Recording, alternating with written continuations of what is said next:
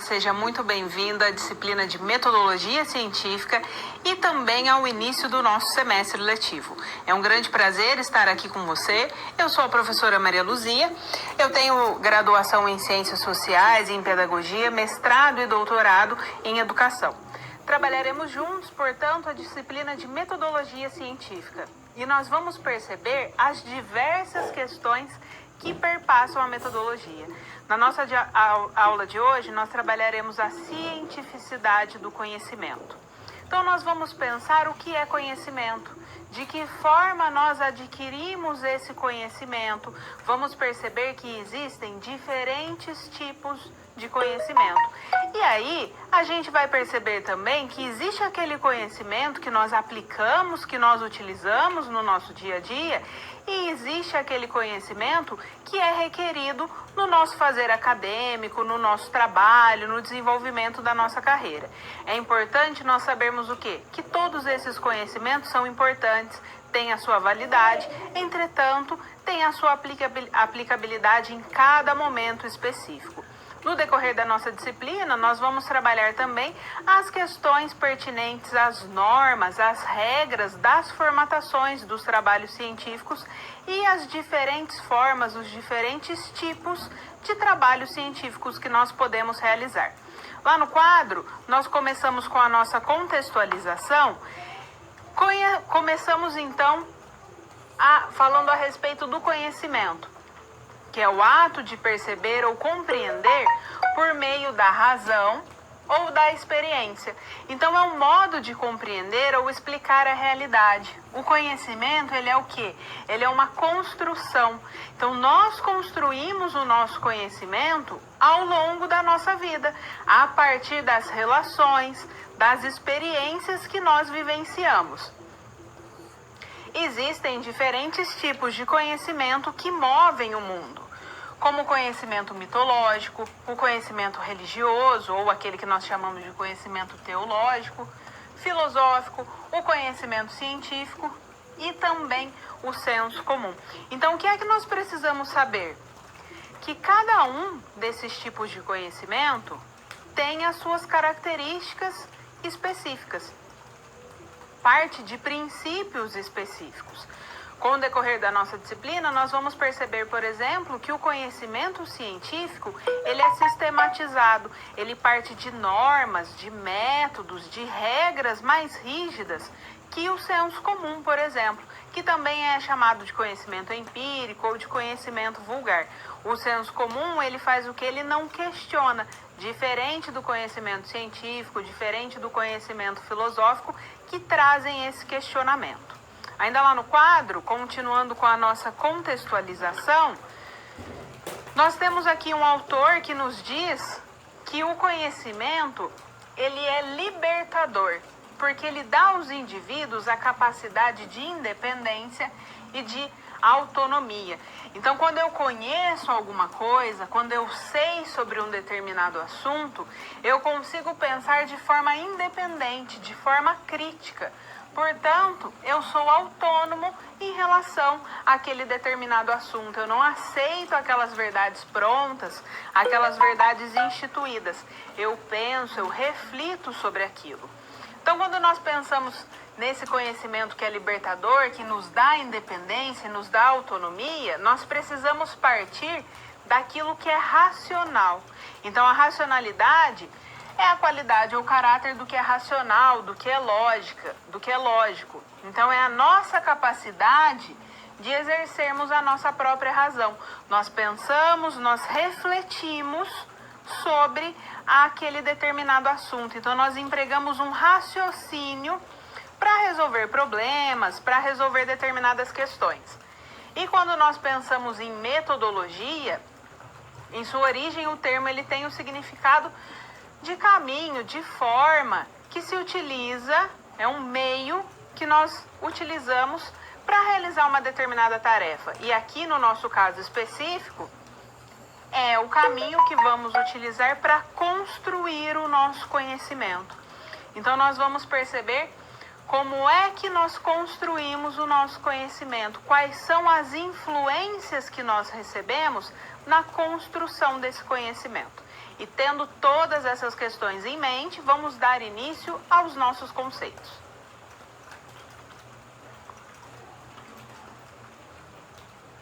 O que é conhecimento? Quando nós pensamos em conhecimento, nós não refletimos, na maioria das vezes, como é que nós adquirimos aquele conhecimento.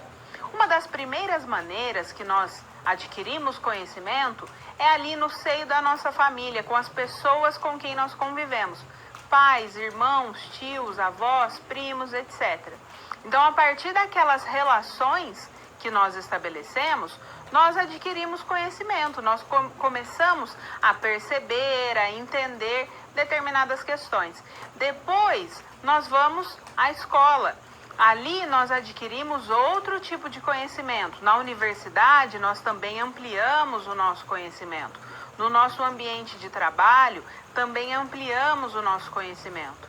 Então, tudo aquilo que nós conhecemos vem do quê? Das experiências que nós temos, das relações que nós estabelecemos, das informações que nós buscamos. Então, eu tenho muito interesse por um determinado assunto, eu gosto muito da educação, quero estudar os aspectos da educação, eu vou estudar e eu vou adquirir conhecimento sobre aquele determinado assunto. Então, são diversas as formas pelas quais nós conhecemos, nós compreendemos, aprendemos as diversas questões que perpassam o nosso dia a dia. Lá no quadro, então, quando nós pensamos nesse conhecimento, ele é o quê? Ele é construído. Então, o conhecimento, ele é o quê? Ele é dinâmico. Ele está em constante movimento, em constante transformação. Ele não é estático, ele não está parado. Ele é construído ao longo da história a partir de quê? De diferentes perspectivas, de acordo com o tempo histórico e com as diferentes regiões do planeta. O que isso quer dizer? Que esse conhecimento ele é construído de forma diferente, dependendo do tempo histórico, das influências, ali daquela conjuntura social, política, econômica e também das diferentes regiões. Então, em uma mesma época, o conhecimento construído no Ocidente é diferente do conhecimento construído no Oriente. Isso não quer dizer que um é superior ao outro. Eles são diferentes, são influências diferentes. E por que é que nós dizemos que esse conhecimento é dinâmico, que ele está em constante movimento? O conhecimento não é aquilo que está ali pronto numa caixinha, que eu vou pegar aquela caixinha, abrir e consumir tudo que está ali dentro e pronto, eu já conheço tudo que eu preciso conhecer. Não, a nossa realidade, ela está em constante transformação. Para que a gente consiga acompanhar, nós precisamos o quê? Sempre buscar novas formas de compreender, de entender aquela realidade, aquele entorno que nos cerca. E todas aquelas influências que nós temos também influenciam a nossa forma de conhecer. Voltando ao quadro, quando nós falamos em metodologia, o que é a metodologia? Ela é a forma pela qual nós conseguimos construir o nosso conhecimento ou a forma pela qual nós realizamos uma determinada coisa. A metodologia, ela segue um percurso com uma determinada organização e um determinado processo. E aí eu preciso saber que a metodologia, ela é diferente do método. Muitas vezes a gente acaba achando que é a mesma coisa, que método e metodologia é a mesma coisa. Nós vamos perceber que não, que são questões diferentes. Quando eu falo na metodologia de uma pesquisa, ela é algo que é muito mais amplo, mais abrangente. Então, dentro da minha metodologia de pesquisa, por exemplo, estão os meus sujeitos, quem são as pessoas que participam da minha pesquisa, os meus instrumentos, de quais são as formas que eu utilizarei para coletar os meus dados, questionário, entrevista, análise bibliográfica, os meus procedimentos, então como é que eu desenvolvi a minha pesquisa, e dentro da minha metodologia está o meu método de análise. Então o método, nós podemos dizer que é uma perspectiva teórica que nós escolhemos, que nós elegemos, para nos auxiliar no desenvolvimento da nossa pesquisa. Então, por exemplo, eu posso desenvolver uma pesquisa tomando como base os pressupostos do positivismo. Ou então eu posso tomar como base os pressupostos do estruturalismo. Aquele é meu método de pesquisa. Então, de uma maneira bem simples, para que a gente não esqueça, a metodologia é o quê? É aquilo que é abrangente. O método, ele é mais específico. Lá no quadro, então, quando nós pensamos em conhecimento, quem é que busca o conhecimento? Quem busca esse conhecimento é o sujeito que quer conhecer. Então, esse conhecimento é aquela relação que se estabelece entre o sujeito e entre o objeto.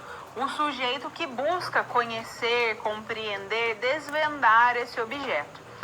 Então, sendo assim, a maneira como o sujeito irá revelar esse objeto é que se manifesta, ou seja, é que dá origem a esses diferentes tipos de conhecimento. Então, a maneira como eu interpreto, a maneira como eu olho, eu explico, é que dá origem a esses diferentes tipos de conhecimento que nós conseguimos perceber no nosso dia a dia. E muitas são as fontes de conhecimento, e tudo o que sabemos procede dessas diferentes fontes de informação, sejam elas a família, a escola, a igreja e as diferentes formas de comunicação existentes. Então, todas essas instâncias, a família, a escola, a igreja, etc., elas nos auxiliam na construção do nosso conhecimento, na ampliação da nossa visão de mundo. Sempre que nós pensamos na construção desse conhecimento, precisa ser a construção de um conhecimento que é crítico. Então, é um conhecimento que olha, que questiona, que pensa, que reflete, e a partir daí forma-se uma determinada visão, um ponto de vista. Então, esse conhecimento crítico nos permite a capacidade de interpretar a realidade. Então, nós olhamos, nós pensamos e refletimos a respeito daquela realidade. Nos permite a análise de uma relação causal entre os fenômenos. Qual é a causa e qual é o efeito entre aqueles determinados fenômenos? O conhecimento crítico demanda por respostas que não estão prontas. Então, eu não aceito aquelas verdades instituídas sem antes refletir sobre elas. A partir daí, é possível que eu faça a ressignificação daquela realidade observada, ou seja, que eu pense de uma maneira diferente, então eu consigo fazer escolhas mais racionais. Então, a partir desse conhecimento crítico, eu olho, eu penso, eu reflito. Então, é possível que eu faça escolhas mais racionais, ou seja, eu penso a respeito daquilo que eu vou tomar como verdade, daquilo que eu vou tomar como um padrão que vai orientar as minhas ações. Então, é importante que a gente saiba o quê? Que existem esses diferentes tipos de conhecimento e que cada um deles tem as suas características específicas e que esse conhecimento, ele é o quê? Ele é construído ao longo da nossa vida.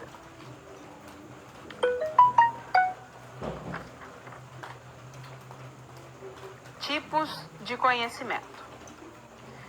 Quando nós pensamos a respeito daquilo que nós conhecemos, a respeito daquilo que nós sabemos, nós precisamos saber que existem diferentes formas de conhecer. Então, eu posso conhecer um determinado objeto, um determinado fenômeno, a partir do ponto de vista do senso comum, que aí ele é carregado muitas vezes até mesmo de um misticismo. Eu posso conhecer a partir do ponto de vista filosófico, ou eu ainda posso conhecer a partir do ponto de vista científico. O nosso intuito não é dizer que um conhecimento é superior ao outro. Nós precisamos compreender que eles têm características específicas, características diferentes, cada um deles, e, consequentemente, a sua aplicabilidade. Quando eu penso na elaboração, na construção de um trabalho acadêmico, por exemplo, não cabe a utilização do senso comum, Porque esse conhecimento acadêmico, ele é embasado o quê? Nos pressupostos filosóficos, nos pressupostos científicos. Então, nós não precisamos ficar naquilo, aliás, nós não podemos ficar naquilo que nós achamos e naquilo que nós não conseguimos explicar. O conhecimento acadêmico, ele demanda uma explicação lógica para que a gente consiga explicar aquele objeto, aquele fenômeno, aquele fato, e para que a nossa explicação ela seja embasada, seja uma explicação bem fundamentada. Lá no quadro, quando nós pensamos nesses diferentes tipos de conhecimento, nós precisamos saber que boa parte do conhecimento que nós apropriamos vem daquilo que nós denominamos de princípio de autoridade. O que isso quer dizer? Vem dos nossos pais, dos nossos professores ou de outras pessoas que, na nossa concepção, têm competência sobre aquele determinado assunto, outras pessoas que sabem a respeito daquilo que estão falando.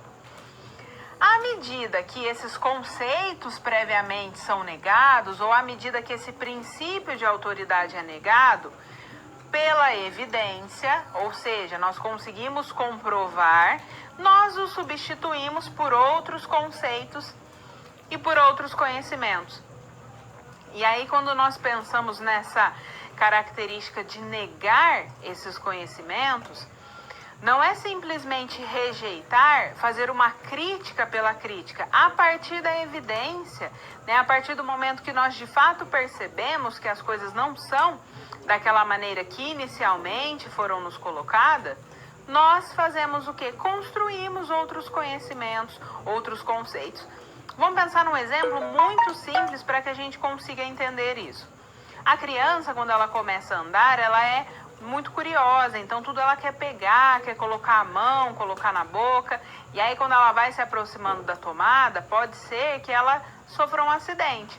Então, o que os pais falam, os avós, o que os adultos falam, aqueles que têm um princípio de autoridade? Olha, não chega perto da tomada, porque senão você vai tomar um choque e vai se machucar. Aquela criança que é uma criança obediente, ela fica com medo e não chega de fato perto da tomada.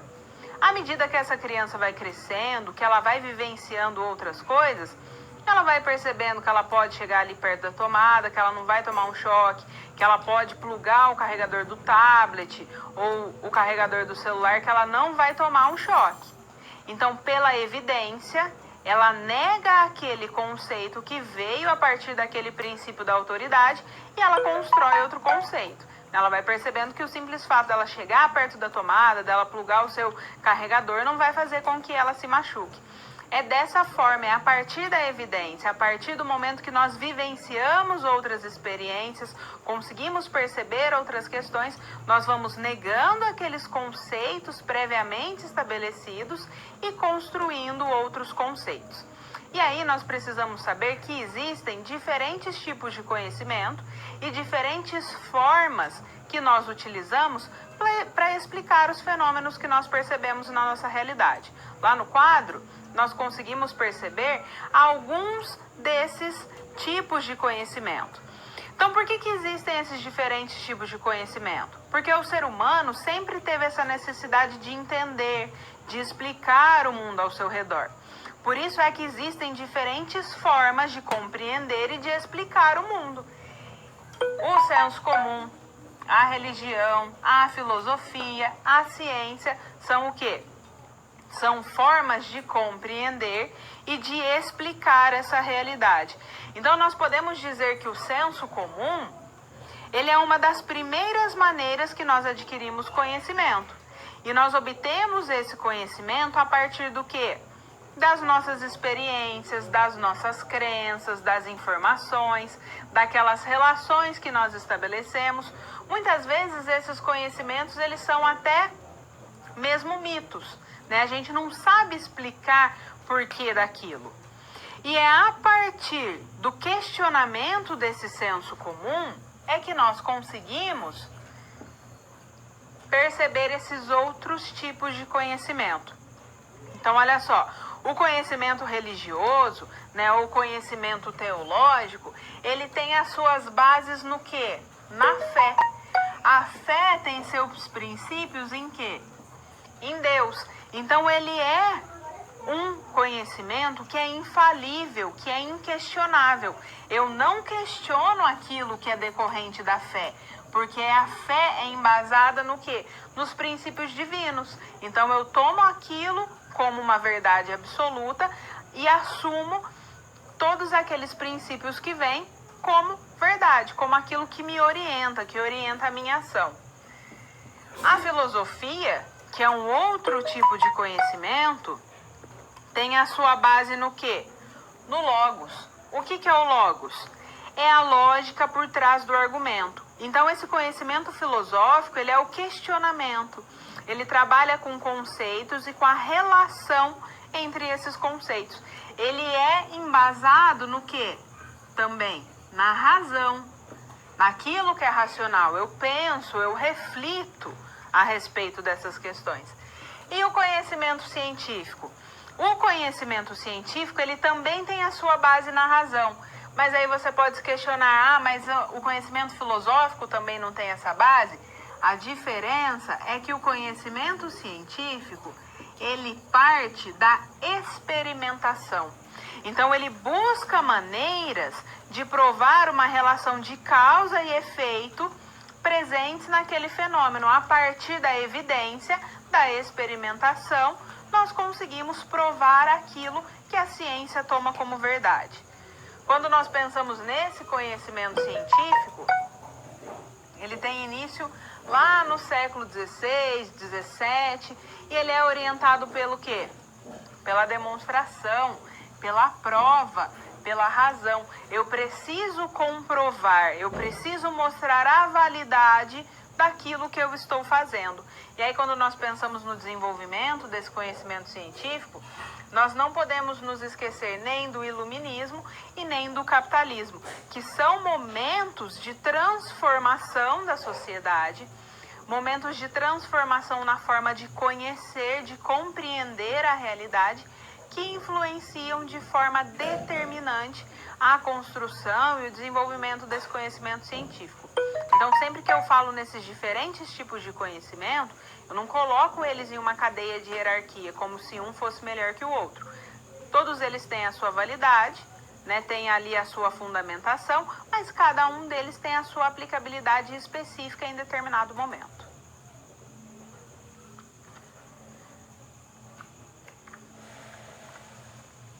O que é teoria? Quando nós pensamos no desenvolvimento de uma pesquisa, nós precisamos de um determinado embasamento teórico. Esse embasamento teórico, ele auxilia o nosso desenvolvimento, ele auxilia o nosso direcionamento, a forma com que nós vamos olhar e vamos pensar aquele determinado objeto, aquele fenômeno, aquilo que suscitou a nossa curiosidade e que então nós estamos pesquisando porque nós queremos saber mais, nós queremos conhecer mais.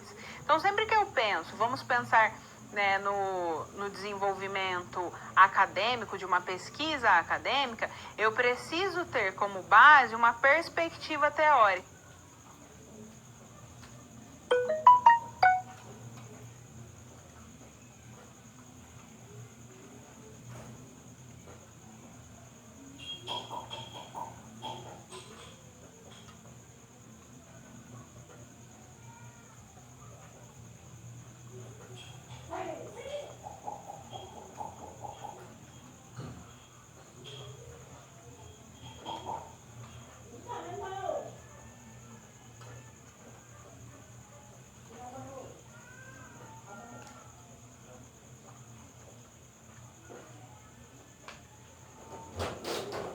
Ela orienta as minhas análises, ela orienta o meu olhar.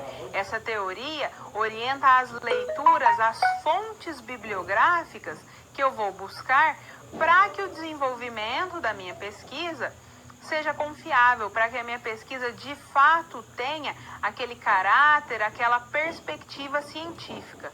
Lá no quadro, então, quando nós pensamos na origem dessa palavra teoria, ela tem origem no verbo grego teorien e o significado é ver. Então, a associação entre esse ver e o saber é uma das bases da ciência ocidental. Então eu preciso olhar, eu preciso perceber aquele meu objeto para que então eu busque saber, eu busque o conhecimento. E isso é uma das bases da nossa ciência.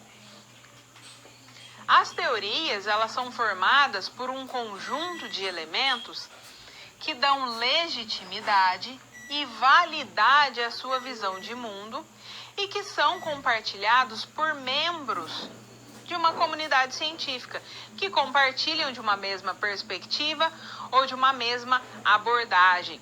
Então, quando nós pensamos nessa comunidade científica, existem o quê? Diferentes formas de fazer pesquisa, diferentes tipos de pesquisa, consequentemente, diferentes embasamentos teóricos. O que é que eu preciso saber?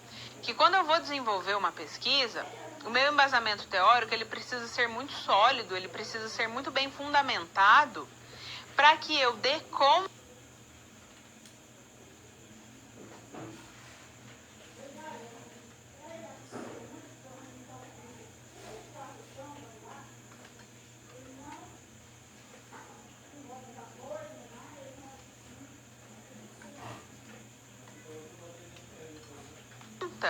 de desvendar o meu objeto, de explicar aquilo que inicialmente eu me propus a explicar. Então, por exemplo, eu estou desenvolvendo uma pesquisa, eu estou analisando aspectos da educação no ensino médio. Vou tomar como base o positivismo. Eu preciso saber o quê? Quais são os pressupostos do positivismo? Quais são as bases do positivismo? Eu sei que o positivismo, ele me diz que eu posso analisar o meu objeto com distanciamento, com objetividade, sem que eu influencie o meu objeto e sem que eu seja influenciado por ele. Então, eu mostro para o meu leitor que eu concordo com essa perspectiva, que eu estou analisando alunos do ensino médio, por exemplo, mas que eu não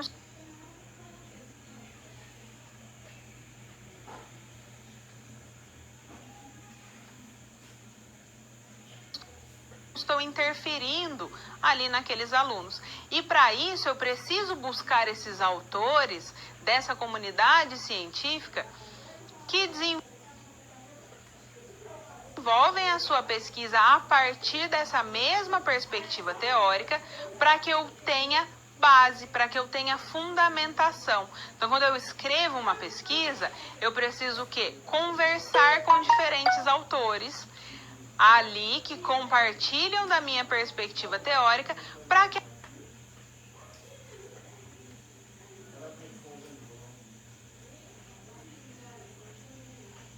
a minha pesquisa de fato seja uma pesquisa confiável, para que a minha pesquisa de fato tenha cunho científico, para que quando outras pessoas buscarem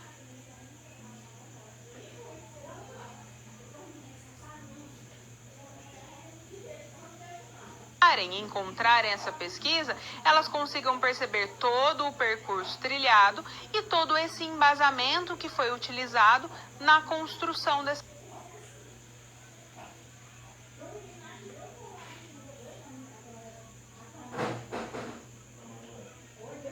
pesquisa.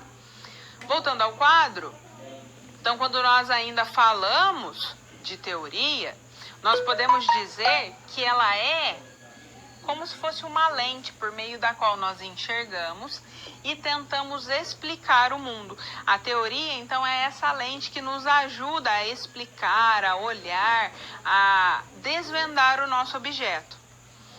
Quando eu elejo uma teoria, eu digo para o meu leitor que eu concordo com aquela visão, com aquela perspectiva teórica.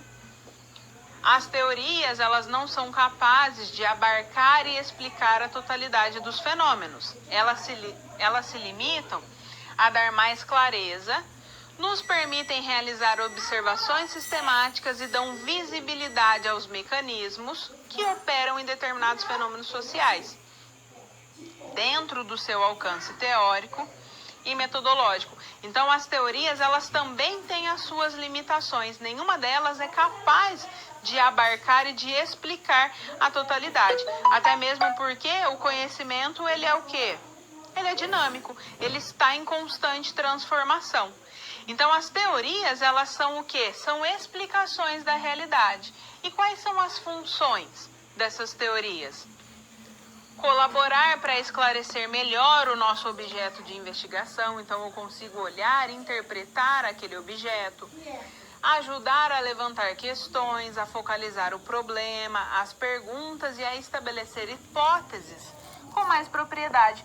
Todas essas questões são fundamentais no desenvolvimento de uma pesquisa. Elas nos permitem maior clareza na organização dos nossos dados e também iluminam a análise dos dados, embora não possam direcionar totalmente essa atividade. Portanto, no desenvolvimento de uma determinada pesquisa, é imprescindível que eu tenha muito clara a minha perspectiva teórica, o meu embasamento teórico, para que a minha pesquisa, para que o meu trabalho, ele fique bem fundamentado e tenha, de fato, um desenvolvimento científico.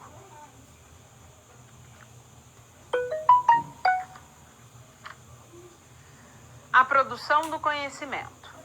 Agora nós vamos para a resolução da nossa situação-problema, e a situação que nos orienta é a situação do Gustavo. Ele é um morador de uma cidade que se chama Molhados, e o Gustavo, ele percebeu que ali no seu bairro está acontecendo o quê? Muito racionamento de água.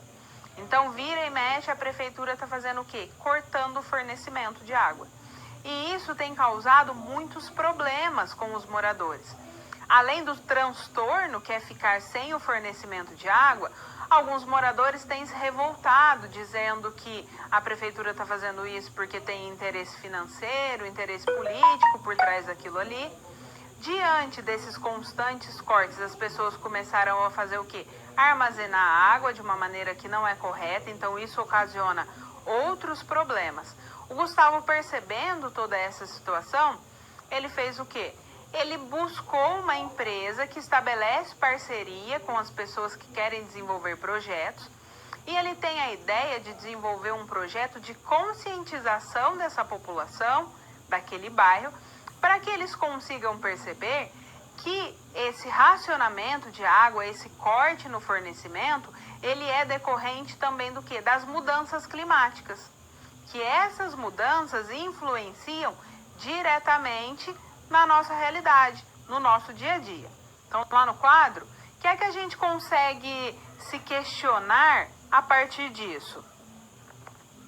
Como os conhecimentos existentes e a idealização de melhorias em uma comunidade serão transformados por meio de um projeto em ações concretas para, de fato, solucionar aqueles problemas apresentados.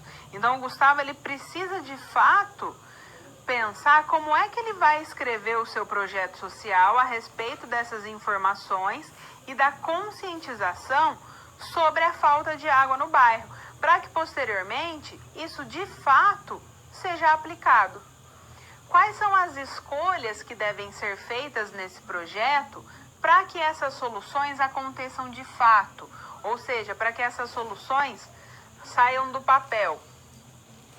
E quais são os procedimentos que caracterizam esses tipos de escolha? Ou seja, o que o Gustavo tem que fazer para que esse projeto, de fato, saia do papel?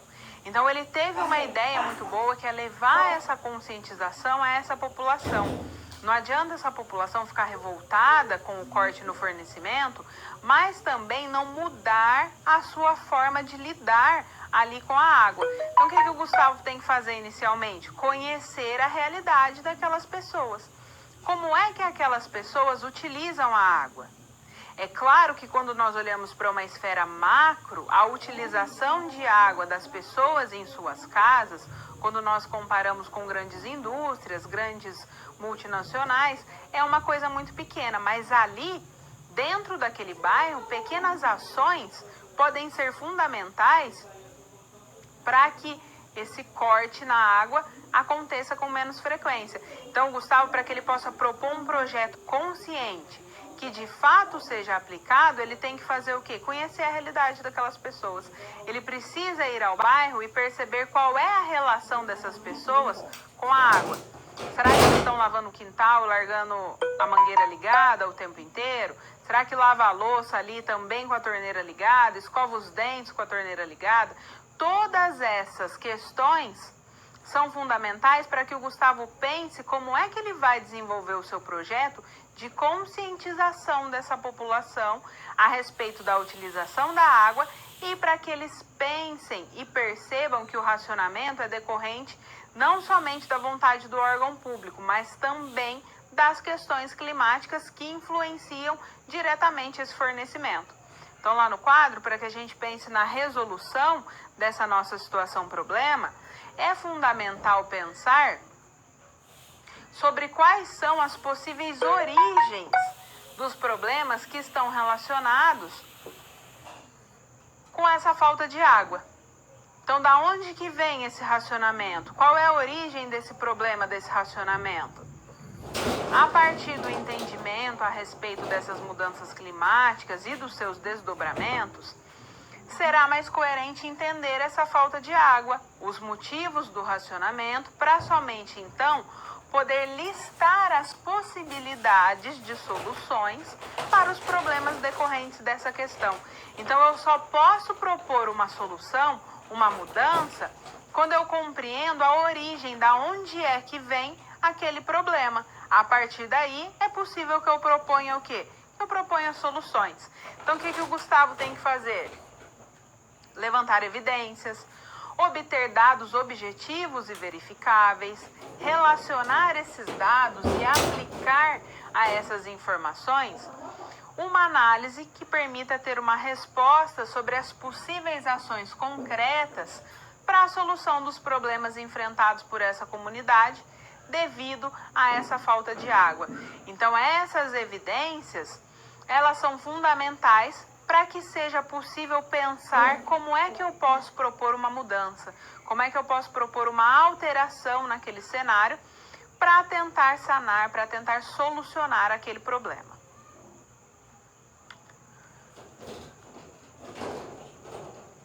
Vamos agora para a nossa interação. E você sabe que existem diferentes tipos de conhecimento. Cite pelo menos um deles e uma característica desse tipo de conhecimento. Envie sua contribuição, envie suas dúvidas. É o momento de você questionar, de você perguntar. Eu aguardo sua participação. Nós retornamos daqui a pouco.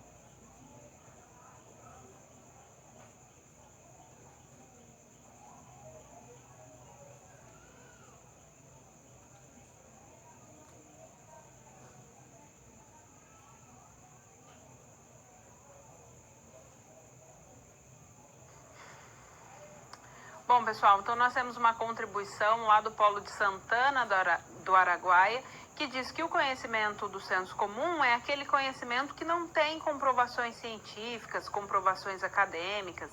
Exatamente, o senso comum é aquele conhecimento que aceita as verdades instituídas. Então, eu aceito aquilo sem questionar, sem refletir, sem pensar sobre aquilo, e eu reproduzo aquilo. Já o conhecimento científico, por sua vez, ele faz o quê? Ele questiona, ele pensa, ele reflete, ele busca comprovações para que então ele tenha uma verdade, ele estabeleça uma verdade. Agora nós vamos ver mais especificamente as características de cada um desses tipos de conhecimento.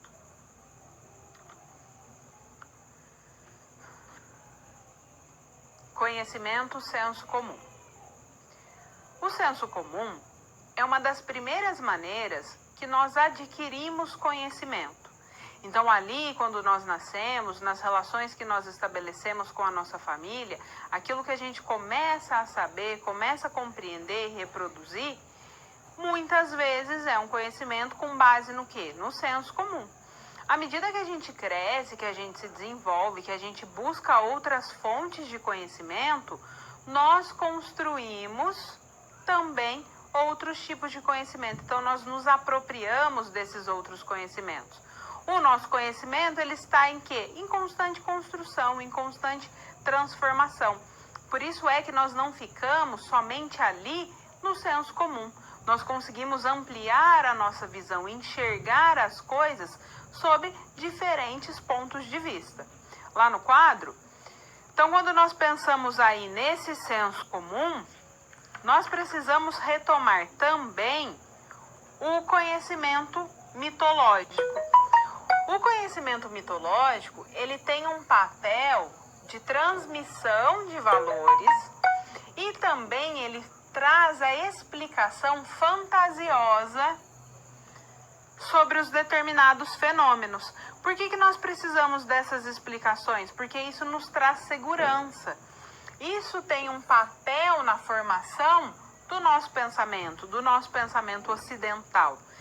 Então, por que essa explicação fantasiosa, mesmo sendo uma explicação fantástica, fantasiosa sobre os fenômenos, nos dá segurança? Porque nós temos essa necessidade de saber, de compreender, de explicar. Então, nós precisamos de uma explicação para que a gente olhe e fale, é aquilo que está acontecendo. Então, aquilo me traz segurança, me traz ali uma sensação de tranquilidade. Vamos pensar num exemplo de uma explicação fantasiosa. Lá antigamente, a ciência não era desenvolvida como nós percebemos a ciência desenvolvida hoje. Então, quando as pessoas vivenciavam uma grande tempestade, com trovoadas, com raios, com ventos muito fortes, de que forma que elas explicavam a partir dessa perspectiva mitológica? O deus Zeus está bravo com a gente. Então, quando a gente olha lá para as sociedades antigas, as sociedades elas eram politeístas, ou seja, cultuavam diferentes deuses. E a gente olha lá para a antiguidade grega, existe o deus do amor, o deus do vinho, o deus da colheita, o deus dos céus. Então, eles olhavam e explicavam os fenômenos a partir dessa perspectiva. Zeus está bravo com a gente, então ele está nos castigando. Hoje a ciência é desenvolvida a ponto da gente conseguir entender que existem fenômenos físicos e químicos que ocasionam raios, tempestades, trovoadas, grandes ventanias, tornados e etc. De qualquer forma, nós precisamos do quê? De uma explicação. Então, o mito na antiguidade tem esse papel de explicação. E ele também tem esse papel de transmissão de valores. Quando nós olhamos para a nossa realidade atual, nós também temos os nossos mitos. Nós temos quem? Os nossos heróis, que nos transmitem esses valores. Normalmente, quem que é um super-herói?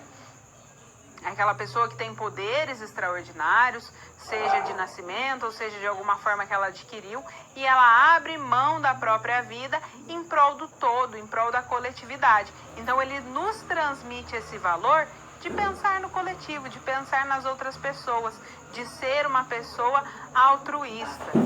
né, de formas diferentes, com aplicações diferentes, amplitudes diferentes, nós ainda hoje na nossa sociedade nós percebemos esses mitos e nós transmitimos, passamos esses mitos. Essa fantasia, ela ainda faz parte do nosso dia a dia. Voltando ao quadro, então quando nós pensamos nesse senso comum, ele também pode ser chamado de conhecimento empírico ou de conhecimento popular. Por quê? Porque ele aceita as verdades instituídas. O que isso quer dizer?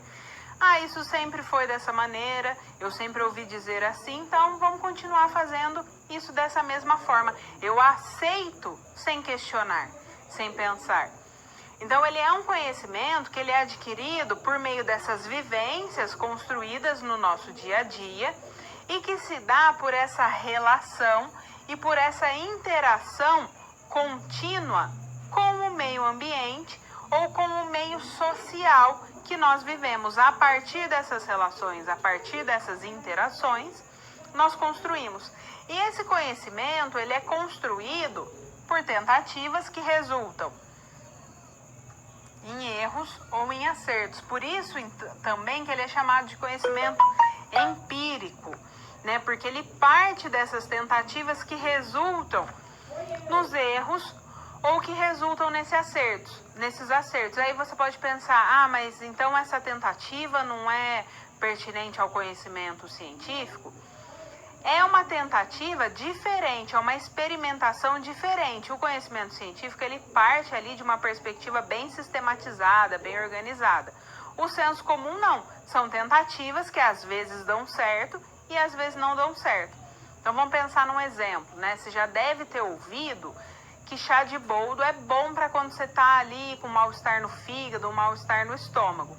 Como é que se chegou a essa perspectiva, né? De repente, lá atrás, uma pessoa estava sentindo mal-estar e pensou, vou fazer um chá de camomila, vamos ver se melhora. A camomila não melhorou, não. Mas eu fiquei mais tranquila, então pode ser que camomila tenha uma propriedade calmante. Vou tomar um chá de hortelã.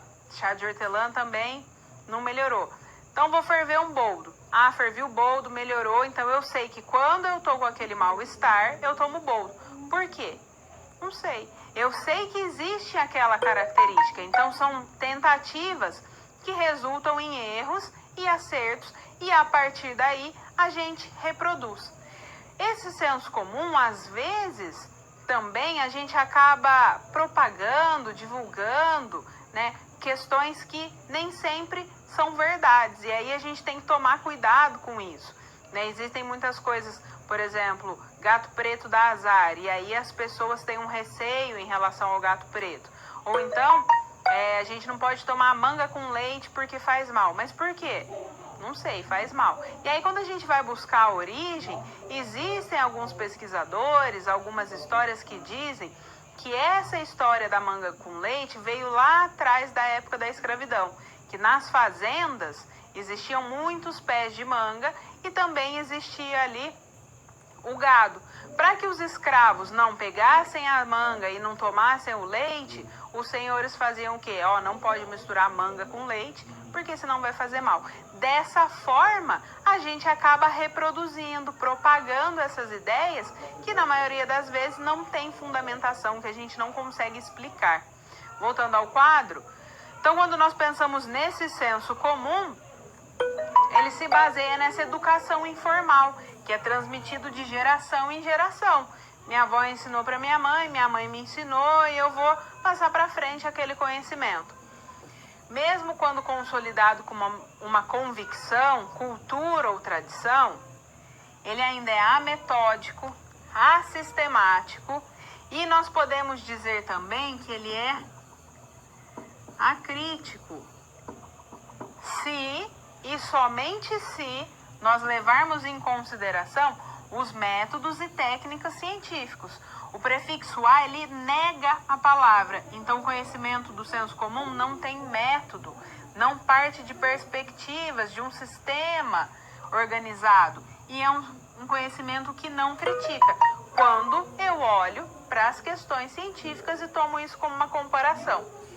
E ele pode ser o primeiro passo para fomentar uma pesquisa científica. Então, quando eu olho para aquela determinada questão, que eu acabo reproduzindo, que eu acabo falando sobre aquilo, aquilo pode me intrigar e eu posso pensar, quer saber, vou pesquisar sobre isso para saber de fato a origem dessa questão, por que é que nós acreditamos nisso. Então, essas são as características do senso comum.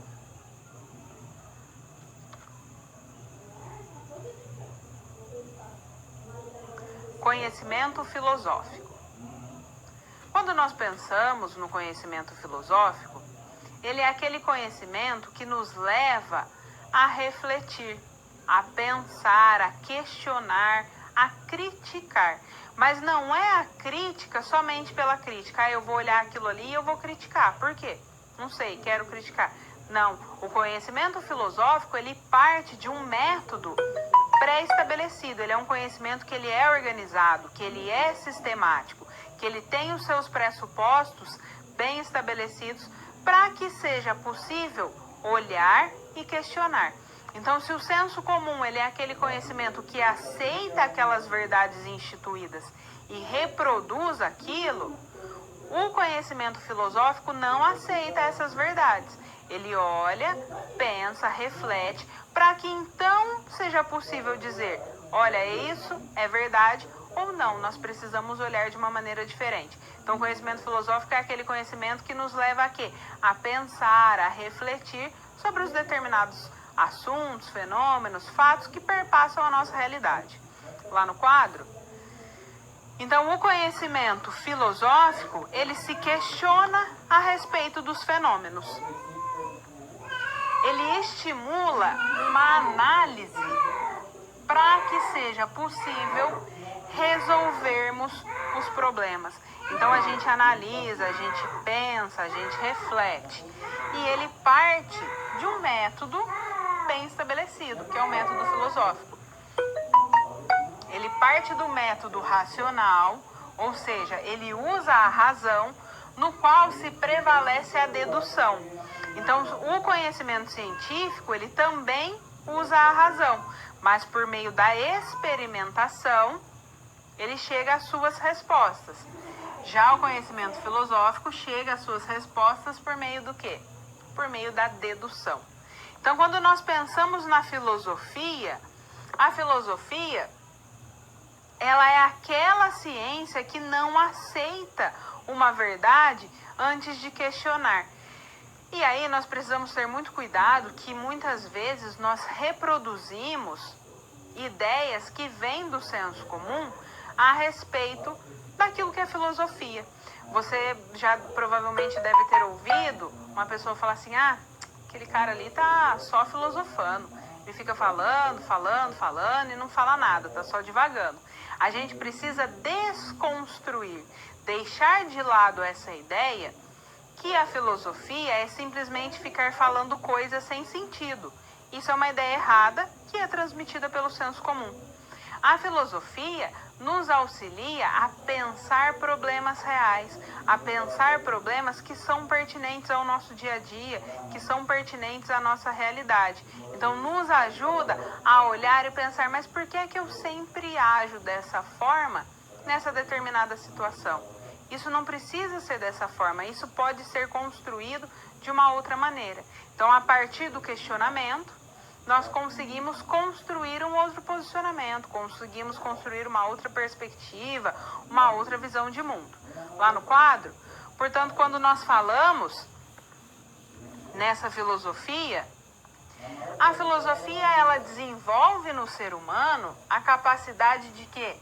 De raciocinar sobre as coisas, de refletir sobre elas, possibilitando com isso uma construção coerente de respostas. Então, a partir da reflexão, a partir do raciocínio, a partir da lógica, eu faço uma construção que é coerente da minha realidade. Ela remete ao esforço da razão pura para questionar os problemas que envolvem os seres humanos e discernir entre aquilo que é certo e aquilo que é errado, recorrendo a quê? recorrendo à razão para que seja possível fazer esse discernimento, para que seja possível fazer essa reflexão. Então a filosofia, ela busca questionar sobre o quê? Sobre a existência, sobre relações conceituais, sobre a linguagem e princípios que servem como base para orientar as nossas ações. Portanto, se questiona o quê? Se questiona problemas reais, problemas do nosso cotidiano. A filosofia, ela não pode ser confundida com devaneios ou com reflexões sem sentido, uma vez que ela questiona o quê? Problemas reais, utilizando a razão com vistas a alcançar uma explicação sobre os fenômenos de uma maneira que seja acertada, de uma maneira que seja uma maneira coerente. E aí nós temos, uma filósofa, Marilena Chauí, que nos diz que é necessário que a gente desenvolva uma atitude filosófica. E o que seria uma atitude filosófica? É quando o indivíduo, ele indaga, ele interroga a si mesmo. Então, por que eu defendo determinados princípios? Por que eu adoto determinadas atitudes? Por que eu defendo determinado ponto de vista? E aí ela nos diz que essa atitude filosófica, ela pode ser tanto positiva e também negativa. O que é uma atitude filosófica positiva? É aquele momento que eu indago sobre a razão das coisas, que eu busco compreender o que são as coisas que cercam a vida de cada um e de onde vieram aquelas ideias que nós achamos adequadas. E quando essa atitude filosófica, ela é negativa, é quando eu nego o senso comum, quando eu nego aquilo que já está estabelecido como verdade. E quando eu penso em filosofia, eu preciso pensar também em ética. O que é a ética? É um conjunto de valores, noções e princípios que servem como base para orientar a vida moral das pessoas e das sociedades. Então são questões que estão interligadas, que nos levam a quê? A refletir, a questionar, a pensar sobre as diferentes questões que nós conseguimos perceber no nosso dia a dia. Essas são as características do conhecimento filosófico.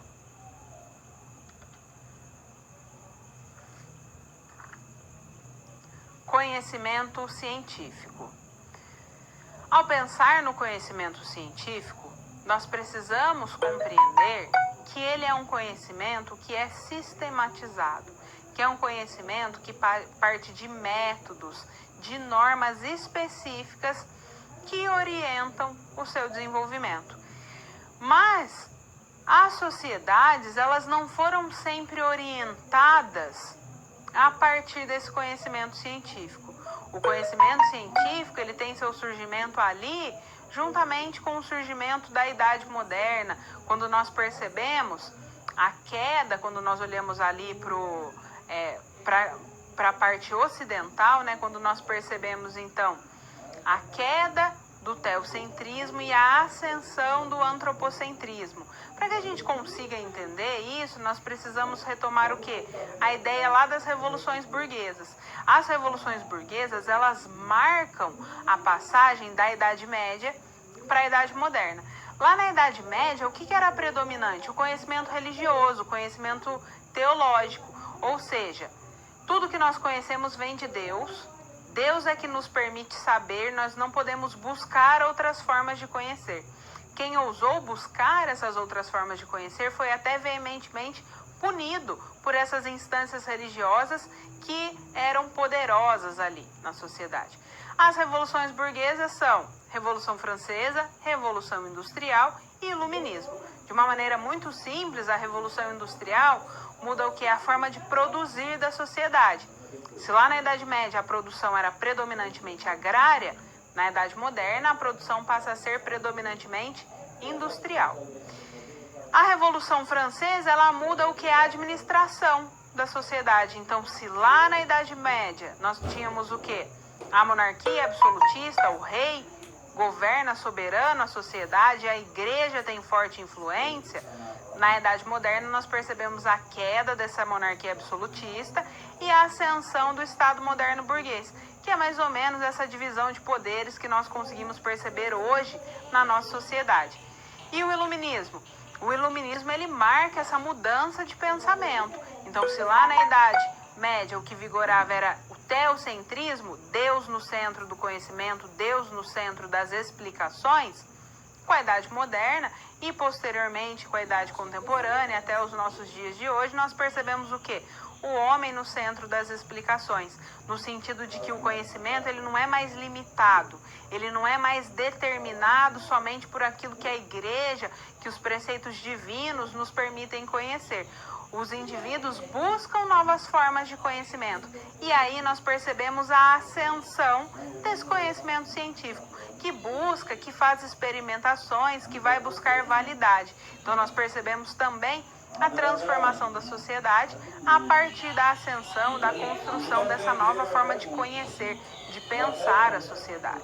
Lá no quadro, quando nós pensamos então nesse conhecimento científico, ele nasce a partir dessa evolução desse modo de produção capitalista. O modo de produção capitalista que surge também a partir do quê? Da modernidade. Antes a sociedade era o quê? Era uma sociedade feudal. Essa sociedade capitalista se desenvolve a partir dessa modernidade, se fortalece e é o tipo de sociedade que nós percebemos ainda hoje. Nesse contexto de transformação da sociedade é que nós percebemos o fortalecimento desse conhecimento científico. Quando nós pensamos em ciência, a ciência ela determina o seu objeto específico de investigação e cria um método confiável pelo qual estabelece o controle desse conhecimento. Então, esse conhecimento científico, ele parte dessa perspectiva desse controle, de um conhecimento que é verificável, que é confiável.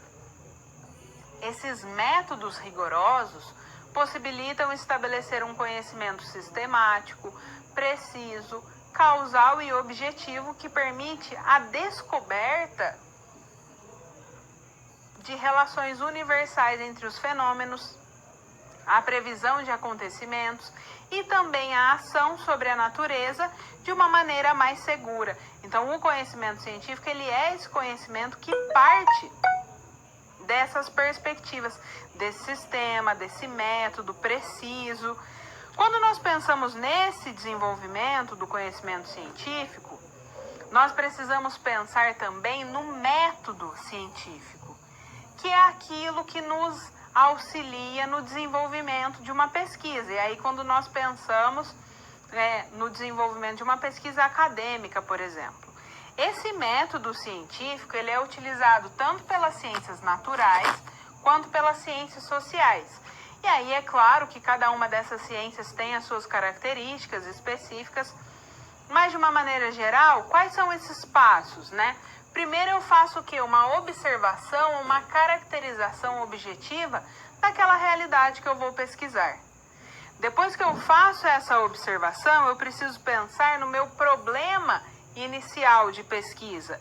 Então é o meu objeto, é aquilo que eu vou estudar. O que eu quero descobrir, desvendar com a minha pesquisa? Depois eu preciso delimitar o meu tema. O meu tema ele precisa ficar específico. Por exemplo, se eu vou estudar educação, ele é uma realidade muito ampla. Então eu preciso deixar mais específico qual é o aspecto, qual é o setor da educação que eu vou estudar. Por isso que eu delimito o meu tema. Depois eu penso na constituição das minhas fontes. Então eu vou buscar o que já foi escrito, o que já foi publicado sobre aquele tema, quais são as fontes que estão disponíveis para que eu utilize como embasamento. Então eu faço o planejamento da minha pesquisa. Quanto tempo eu vou precisar para desenvolver a minha pesquisa? Em quanto tempo eu vou desenvolver cada etapa da minha pesquisa? Aí eu levanto as minhas hipóteses. O que são as minhas hipóteses? É aquilo que eu acho que eu vou encontrar com o desenvolvimento da minha pesquisa, o que eu acho que vai acontecer com os meus dados. A partir daí eu faço a minha experimentação, se isso for pertinente, ou eu coleto os meus dados, se eu tiver uma população específica. Depois disso, eu faço o que? Eu analiso os meus dados. Então, o que é que eu encontrei com a coleta dos meus dados? O que é que eu encontrei com a experimentação que eu fiz? Eu encontrei a minha hipótese, ela foi confirmada ou ela foi negada? Tudo isso eu coloco aonde? Lá na minha conclusão. Então, é o momento que eu falo o que eu encontrei, o que eu de fato consegui fazer com o desenvolvimento da minha pesquisa. Quando eu penso, então, nesse conhecimento científico, ele é um conhecimento que é o quê? Sistemático, preciso, causal, que parte de um método bem delimitado, bem determinado, para que se possa buscar e construir esse conhecimento.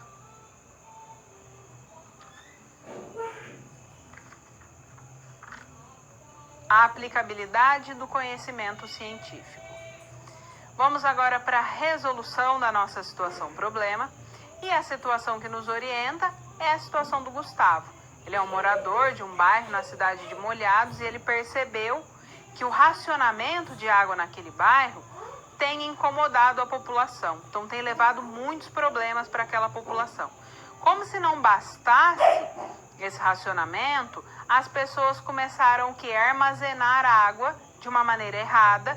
E aí eles perceberam outro problema do bairro, dengue. A água armazenada de maneira errada causa dengue.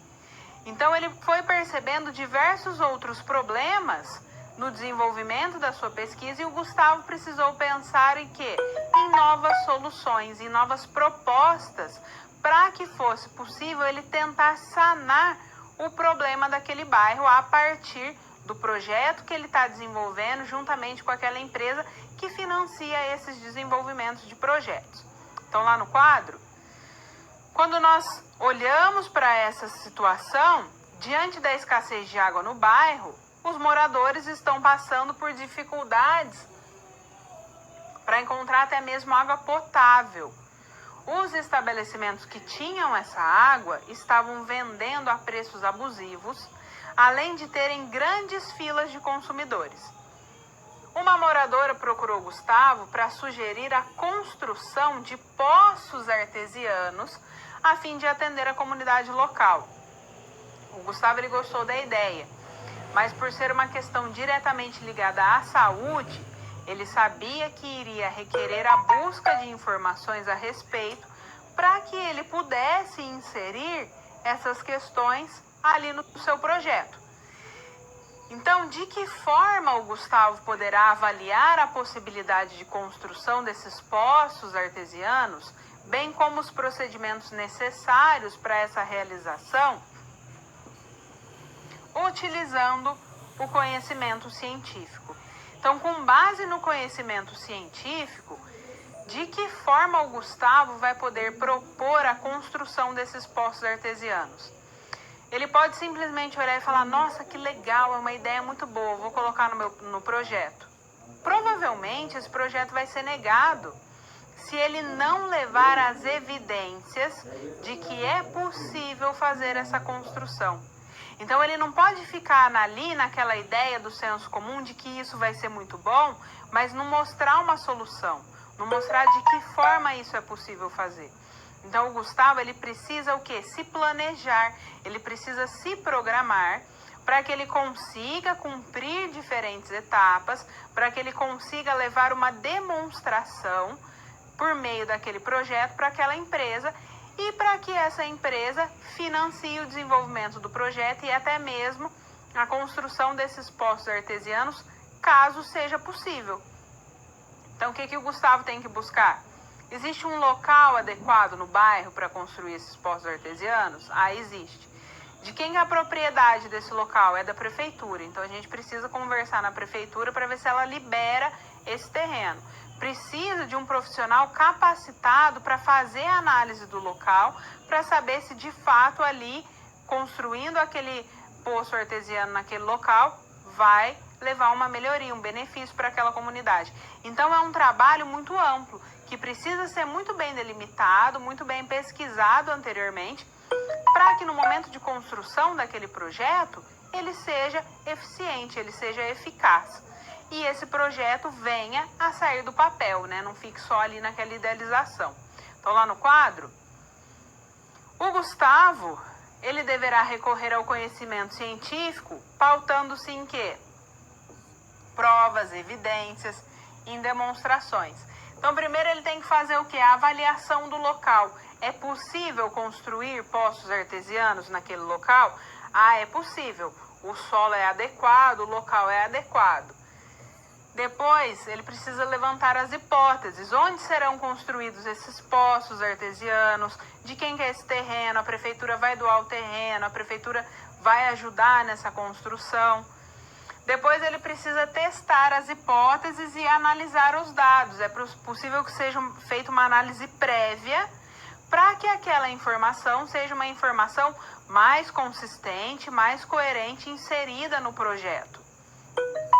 Ele poderá ainda contar com o apoio da reflexão filosófica, que possibilita agir eticamente com vistas a garantir o cumprimento de todas as determinações necessárias com relação à saúde para a construção desses poços artesianos.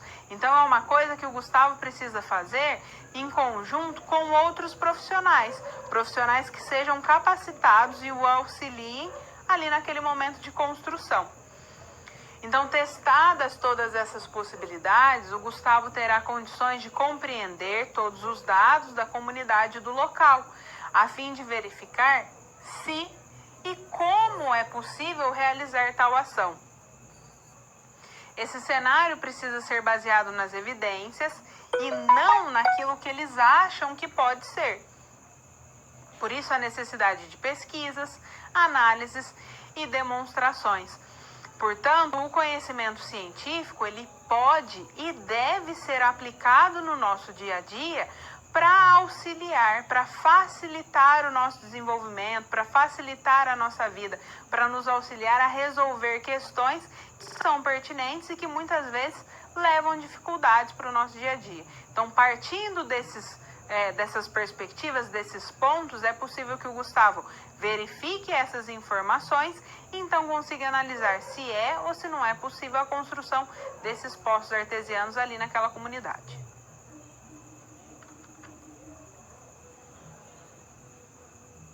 Vamos agora para a nossa interação. A sua participação é muito importante, então envie suas dúvidas, suas considerações. E imagine uma pessoa que todos os dias pela manhã assiste aos noticiários televisivos.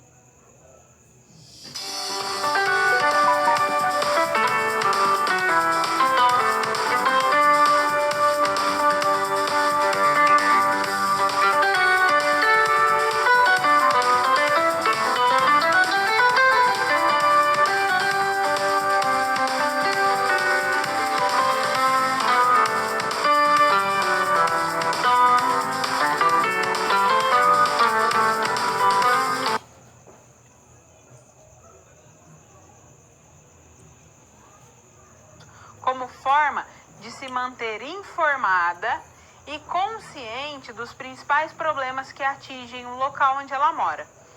Você afirmaria que com isso essa pessoa formou uma concepção